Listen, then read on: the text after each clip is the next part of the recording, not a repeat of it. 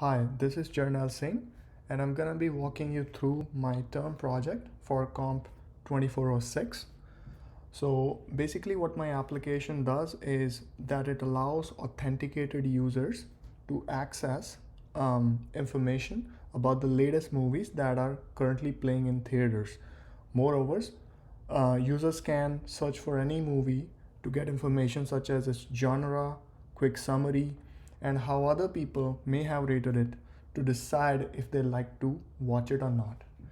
So first, what we need to do right now um, is do npm installs to install all the dependencies.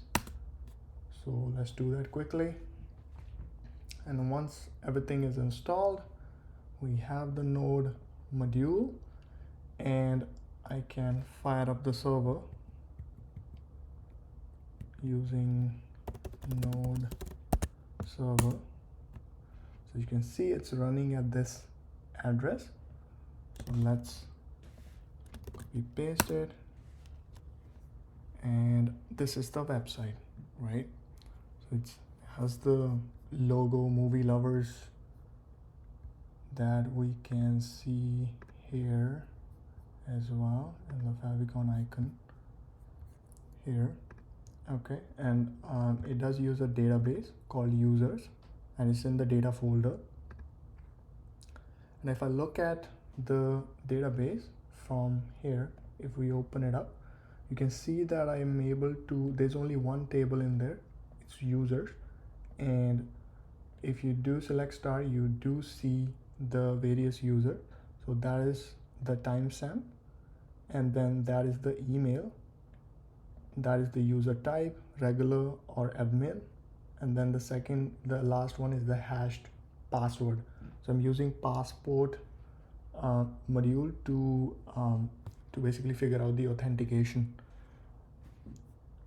Okay, so first we need to create an account, right? So I'll go to create account section, and then I have two options to create account. Like, you can be a user type of regular or an admin. By default, regular is selected, so if you don't choose anything, you're gonna be a regular user. So first let's create an admin account. Let's create a regular account. So regular at regular, so basically needs an @ to know that it's an email, and then the password is going to be the same, regular and regular, and it's a regular account. So if I create account, and then I can save, copy paste the same thing, and I hit login, I'm able to see the website, right? So this is it's basically pinging the API to get the movies that are now playing, right? It's getting the images and everything through the API. Okay, so these are the movies that are currently in theaters right now. So if you look at the API, as you can see, I am pinging this this URL, this API endpoint, and what we need here is just the API key.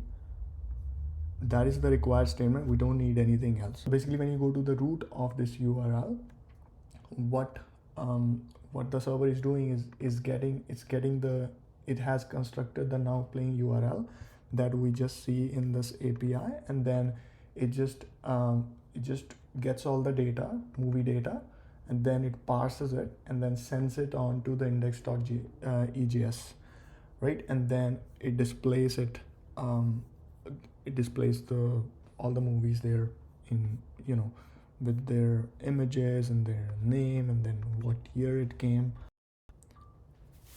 So if I search for any movie here in the search bar, let's search for Harry Potter, it's gonna ping the API in real time, and then basically render all the results, and I'm passing the name, the user that is logged in, and then the search string to display this, right? And then all the movie data, right? All the image URLs and everything is coming from the search API, right? Search and then movie, right? and then the only two things that are needed here is the API key and the search string, and that's what I'm using to get the data. You can see here. Okay, so let's say we got the movie. Now if I click on a movie, there's another API that you can ping to get the movie and its associated attributes. So basically, if you click on a movie, you can look at its title again, and then the summary, quick summary, genre, release date, runtime, IMDb rating. Also, what you can do is you can go to the official website, and if you want to, you can find a place where you can actually watch this movie. Okay, cool. As I mentioned that this is a regular user, so if I click on this URL, it tells me that I can't access this page because I need to be an admin user, right? So let's log out and then try to create an admin account and then log back in, right? So admin at admin, so I'll use the same password and I check it to admin, create account and log in. Now if I go back and view all user, I should be able to view all the users that are there, right? User ID is the timestamp as I mentioned, email is email, and then the user type and then the password hash, right? I'm using Bcrypt to compare the password and it generates the hash automatically. I store that in the database. Okay, cool. So let's log out, and just want to show that if you try to log in with a username that does not exist. So if I do this and then type any password, click login, it's gonna say no user with that email. If I do know that there is a user that exists with this email, I know that there is a user with this email, but I'm giving a wrong password, it's gonna give me a password incorrect message. Okay, thank you for listening.